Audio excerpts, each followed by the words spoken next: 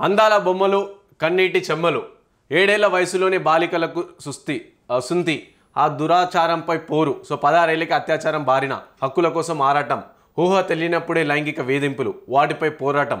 Miss world పోటీదారుల్లో ఒక్కడిది ఒక విషాద గాథ. విశ్వవేదికపై తమ వాణి వినిపించిన సుందరి మనులు. రైట్, ఇట్లా మిస్ వరల్డ్ కాంపిటీషన్స్ ఉంటాయి. అవి నార్మల్ గేమ్ అనుకుంటాం. అంటే మనం చాలామంది ఏమంటారంటే సో లేదు అందాలు ఆలబోయడానికి అందాలవన్నీ, అది కూడా ఒకవైపు నుంచి చూసుకుంటే అది వాస్తవమే, ఇంకో వైపు చూసుకుంటే బ్యూటీ ఫర్ ఎ కాజ్ అని చెప్పేసుకున్నాడు. సో ఎందుకంటే వాళ్ళు ఒక్కొక్క స్టోరీ ఉంటుంది. సో ఆ స్టోరీ కావచ్చు, వాటి వాళ్ళు ఒక దాన్ని ప్రజెంట్ చేయాలి, ప్రపంచానికి ఒక దాని గురించి తెలిపాలి, ఒక దాని గురించి అవేర్నెస్ క్రియేట్ చేయాలి అని చెప్పేసి ఈ విధంగా కొంతమంది వస్తూ ఉంటారు. సో అలాంటి వాటిల్లో వీరే అనమాట మిస్ జాంబియా. సో వీరు 16 ఏళ్ళకి అత్యాచారం బారిన పడ్డారు. అంటే వీరు పడ్డారని కాదు, సో ఇలాంటి వాళ్ళే చాలామంది అందాల బామలు ఎవరైతే వచ్చారో, అందాల పోటీ వాళ్ళు ఎవరైతే వచ్చారో వాళ్ళందరి గాథలు ఒక్కొక్కరు. సో 7 ఏళ్ల వయసులోనే బాలికలకు సుంతి. సో కొంతమంది ఇట్లా ముస్లిమ్స్లో చేస్తారు కదా పురుషులకు సుంతి. సో అలాగే 7 ఏళ్ల వయసులోనే కొంతమంది బాలికలకంట. అండ్ ఆ దురాచారంపై పోరు కోసం కొంతమంది పోటీ చేస్తూ ఉంటారు. ఇంకోవైపు 16 ఏళ్ళకి అత్యాచారం బారిన పడ్డారు. అండ్ అలాగే హక్కుల కోసం ఆరాటం పడుతూ ఉన్నారు. సో ఈ విధంగా ఇంకొకరు ఊహ తెలియనప్పుడే లైంగిక వేధింపులు, వాటిపై పోరాటం. మిస్ వరల్డ్ పోటీదారులు ఒక్కొక్కరిది ఒక్కొక్క విషాదగా అది ఈ విధంగా ఉంటుంది.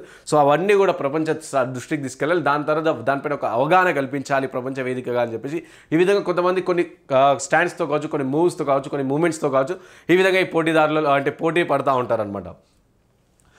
సో చూద్దాం, మహిళా ప్రాణాలకు హరించే ఆటవిక ఆచారాలను భరించింది ఓ వనిత. అదృష్టవశాత్తు బతికిన ఆమె కొండంత ధైర్యం తెచ్చుకుంది. ఆ దేశంలో మహిళలను ప్రాణాలను దెబ్బతీసేలా ఉన్న మూఢాచారాలపై పోరాటాన్ని ప్రారంభించింది. 16 ఏళ్ళకి అత్యాచారానికి గురైంది మరో మహిళ. కొన్నేళ్ల తర్వాత ఆ క్షోభ నుంచి బయటపడిన ఆమె తమ దేశంలో బాలికల పట్ల జరుగుతున్న హింసకు వ్యతిరేకంగా పనిచేస్తుంది. సో తెలియని వయసులోనే లైంగిక వేధింపులు ఎదుర్కొంది ఓ బాలిక. సో కాస్త వయసు, సో చూద్దాం ఇది. సో ఆమె వచ్చేసరికి దేశంలో ఇలాంటివి సర్వసాధారణంగా జరుగుతున్నాయనే విషయం ఆమెను తీవ్ర ఆందోళనకు గురి చేసింది. ఇలాంటి వాటిని రూపుమాపాలనే లక్ష్యంతో ఒక సంస్థను ప్రారంభించి ప్రజల్లో చైతన్యం చేస్తుంది. సో పైన చెప్పిన అతివలు ఎవరో సామాన్య మహిళలు కాదు, మిస్ వరల్డ్ కిరీటం కోసం పోటీ పడుతున్న సుందరిమణులు. ప్రస్తుత అందాల పోటీలో మెరుస్తున్న అనేక మంది జీవితంలో ఈ స్థాయికి రావడానికి ఎన్నో కష్టాలు, వేధింపులను ఎదుర్కొన్నారు. అలాంటి కొంతమంది అతివల ఆవేదన భరితమైన గాథలే వారి మాటల్లోనే.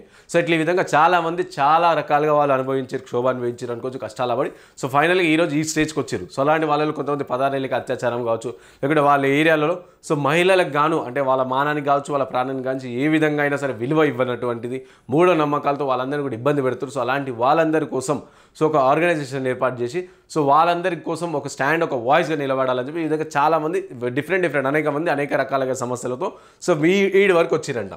సో 16 ఏళ్ళకే రేపుకు గురయ్యాను. మనం చిన్నతనంలో ఎలా ఉన్నామన్నది కాదు, యుక్త వయసుకు వచ్చాక మన ఆశయాలను చేరుకోగలిగినామా, సో మన కోరుకున్న జీవితాన్ని పొందగలిగామా అన్నది ప్రశ్నగానే మిగిలిపోతుంది. మరీ ముఖ్యంగా ఆఫ్రికా దేశాల్లో నేను పుట్టి పెరిగిందంతా జోంబియాలోనే. సో యుక్త వయసుకు వచ్చాక ఈ ప్రపంచం ఎలా ఉంటుందో తెలిసింది. నాకు 16 ఏళ్ళు వచ్చేసరికి నాలోని స్వేచ్ఛను లాగేసుకున్నారు. 16 ఏళ్ళకే పెళ్లి చేశారు. 16 ఏళ్ళకే మానభంగానికి గురయ్యాను. ఇన్నేళ్లుగా ఆ క్షోభను భరిస్తూనే గడిపాను. ఎందుకంటే నాకు జరిగిన అన్యాయం గురించి మాట్లాడే శక్తి నాకు లేదు అప్పట్లో. ఈరోజు ఆ శక్తిని పొందగలిగాను. అందుకే 8 ఏళ్ల తర్వాత ఆ సంఘటన గురించి చెబుతున్నాను. ఎందుకంటే నేను జాంబియాలో అభాగ్యుల ప్రతిబింబంలా భావిస్తున్నాను. వారి కలలు కూడా ఛిద్రమయ్యాయి. సో వారిని కలల తీరాలకు చేరాలన్నదే నా ప్రయత్నం. సో మన నుంచి ఏదైనా తీసుకోగలుగుతారేమో కానీ విద్యా నైపుణ్యాలను మాత్రం తీసుకోలేరు. సో చాలామంది చెబుతుంటారు ఈ ప్రపంచాన్ని ఎవరూ మార్చలేరని. నిజమే, మనం పరిపూర్ణం కోసం పెంబర్లాడుతుంటాం, కానీ మనం చెప్పాల్సిన కథనం మార్చాల్సి ఉంది. సో విద్యతోనే జ్ఞానం వస్తుంది. ఆ జ్ఞానం మనకు శక్తినిస్తుంది. ఆ శక్తి మనం కోరుకున్న సమాజానికి నాంది పలుకుతుంది. దానికోసమే నా తపనంతా. Miss world Zambia. So Faith Bwalya. So ఇట్లా ఈ విధంగా సో ఆమె 16 ఏళ్ళకి పెళ్ళి అయిపోయి సో మానభంగానికి గురై సో అప్పుడు నాకు వాయిస్ లేదు, అప్పుడు నేను చెప్తే ఎవరు వినరు కాబట్టి సో ఇప్పుడు నేను అలా 8 ఏళ్ళ తర్వాత సో ఇప్పుడు నాకు వాయిస్ వచ్చింది, నేను చెప్తే 10 మంది వింటారు కాబట్టి ఈ స్టేజ్ పైన అందుకని నేను పంచుకుంటున్నాను అని చెప్పేసి ఇట్లా ఒక్కొక్కరిది ఒక్కొక్క కథ. సో లింగ వివక్షకు వ్యతిరేకంగా గలమెత్తాను. మిస్ వరల్డ్ గెలుస్తానా లేదా అన్నది అప్రస్తుతం, కానీ తరతరాలుగా మహిళలు తీర్చిదిద్దుతున్న ఓ మహిళగా విశ్వవేదికపై నా వాణిని వినిపించాలనుకుంటున్నాను. మన అమ్మమ్మ అందరూ తమ బాధను ఓ శక్తిగా మలుచుకున్నారు. వారే తనను ఈరోజు మీ ముందు ఇలా నిలిపారు. సో వారు ఎన్నో ఆకలి రాత్రులు గడిపారు. వారు తిన్నా తినకపోయినా నా కడుపు నింపేవారు. వారు మేల్కొన్నప్పటికీ నేను తనివి తీరా నిద్రపోయే అవకాశం కల్పించారు. సో వాళ్ళు మేలుకున్నప్పటికీ కూడా నేను తనివి తీరా నిద్రపోయడానికి అవకాశం కల్పించారు. అప్పటికప్పుడు ఆకస్మికంగా ఓ రాత్రి వేళ తలుపులు గట్టిగా కొట్టిన శబ్దాలు, తర్వాత మూగ రోదనలు. నాకేం అర్థమయ్యేది కాదు. పొద్దుట చూసేసరికి అంతా నిశ్శబ్దం. ఆ గృహ హింస. ఇక్కడ ప్రేమకు నియమాలుంటాయి, భద్రతకు మాత్రం ఎలాంటి హామీ ఉండదు. అప్పుడే నేను అనుకున్నాను, మహిళలకు సాధికారత కల్పించాలని, లింగపరమైన వివక్ష వ్యతిరేకంగా గలమెత్తాను. ఇంటి నుంచే మార్పు మొదలవ్వాలని మా సొంత పట్టణంలోని ఈ కార్యక్రమం ప్రారంభించాను. ప్రతి మహిళకు ఈ ప్రపంచంలో రక్షణ ఉందనే భావన కల్పించాలి. అదే నా ప్రయత్నం. So miss world Jamaica Teja Lorica Bennett. So ఇట్లా ఈ విధంగా ఒక్కొక్క కథ అని చెప్తా ఉన్నాం కదా. సో ఇట్లా లింగ వివక్ష గురయ్యాను నేను. కాబట్టి ఫస్ట్ మన ఇంటి నుంచి స్టార్ట్ అవ్వాలని చెప్పేసి మన ఇంటి నుంచి స్టార్ట్ చేసిన అని చెప్పేసి ఈ విధంగా. సో చావు అంచుల వరకు ఆదివాసీ ఆత్మగౌరవ ప్రతీక. కెనడా నుంచి ఓ ఆదివాసీ మహిళ మిస్ వరల్డ్ వేదికపైకి రావడం ఇదే తొలిసారి. ఇది నాకెంతో సంతోషాన్ని కలిగించే అంశం. నేను కెనడాలో మారుమూల ప్రాంతంలో ఆదివాసీ తెగలో పుట్టాను. జనాభా మహా అయితే 600 ఉంటుంది మాది. కెనడాలోని మా తెగ మహిళలు ఎదుర్కొనే కష్టాలు వర్ణాతీతం. నేను దాదాపు 12 సార్లు హత్య చేయబడి ఉండాలి. ఇప్పటికే మా జాతి ప్రజలు కెనడాలో ఎన్నో ఇబ్బందులు ఎదుర్కొంటున్నారు. మరీ ముఖ్యంగా రెసిడెన్షియల్ స్కూల్ వ్యవస్థ కారణంగా మా ఇళ్ల నుంచి బలవంతంగా పిల్లల్ని తీసుకువెళ్ళి ఈ స్కూల్స్లో చేర్పించారు. మా భాష, సంస్కృతి అన్నింటినీ నాశనం చేస్తున్నారు.